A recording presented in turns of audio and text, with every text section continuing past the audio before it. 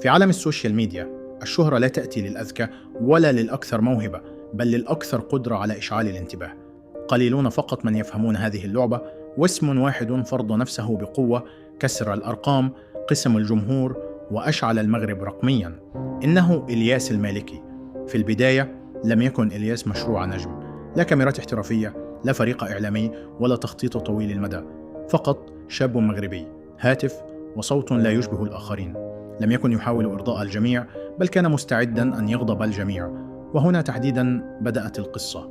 إلياس لم يصنع محتوى ناعماً، لم يتحدث بلغة دبلوماسية، ولم يختبئ خلف عبارات آمنة. كان مباشراً، حاداً وصادماً. يضحك البعض، يغضب البعض، لكن لا أحد يتجاهل. مع أولى البثوث المباشرة حدث ما لم يكن متوقعاً. الأرقام بدأت ترتفع، المشاهدات تتضاعف، والتعليقات تنفجر. كل بث مباشر لم يكن مجرد بث، بل حلبة مفتوحة للكلام، للصراخ، للضحك، للجدل، ولمواجهة مباشرة مع الجمهور. في وقت قصير تحول إلياس المالكي إلى ظاهرة رقمية. بثوث مباشرة بأرقام غير مسبوقة، آلاف المتابعين في فترات قصيرة، اسمه حاضر في كل نقاش، ومقاطع يعاد نشرها في كل مكان. لم يكن مجرد صانع محتوى، بل ترندم متحركا. لكن النجاح بهذا الشكل له ثمن. كلما ارتفع الاسم زادت الكراهية. كل كلمة محسوبة، كل زلة مضخمة، وكل لحظة ضعف تتحول إلى هجوم. بدأت الحملات، الاتهامات، التشويه والسخرية. ضغط نفسي مستمر لا يراه المشاهد خلف الشاشة. الجمهور يرى الضحك فقط، يرى الأرقام فقط، لكنه لا يرى الإنسان. البث الذي يستمر ساعات ليس ترفيها فقط، بل استنزاف. أن تكون تحت الأضواء دائما، مطالبا بالرد دائما، وأن تكون قويا دائما، ليس أمرا سهلا. شيئا فشيئا تحول الشغف إلى عبء، والحماس إلى ضغط، والنجاح إلى سجن ذهبي. وهنا ظهر السؤال الذي لا يجرؤ الكثيرون على طرحه: هل تستحق الشهرة أن تخسرك نفسك؟ ثم جاء القرار، قرار لم يتوقعه أحد.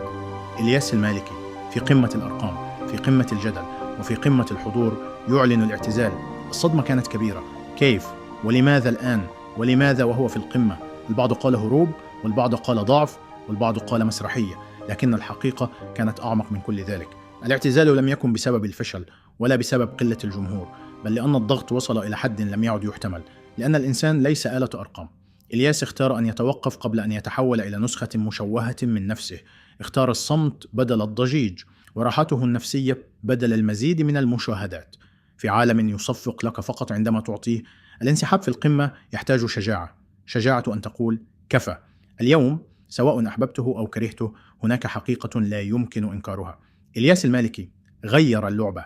أثبت أن شخصا واحدا يمكنه أن يهز السوشيال ميديا، أن يصنع جمهورا ضخما، وأن ينسحب بشروطه هو. قصته ليست قصة أرقام فقط، ولا قصة اعتزال فقط، بل قصة ضغط، شهرة، ثمن، واختيار.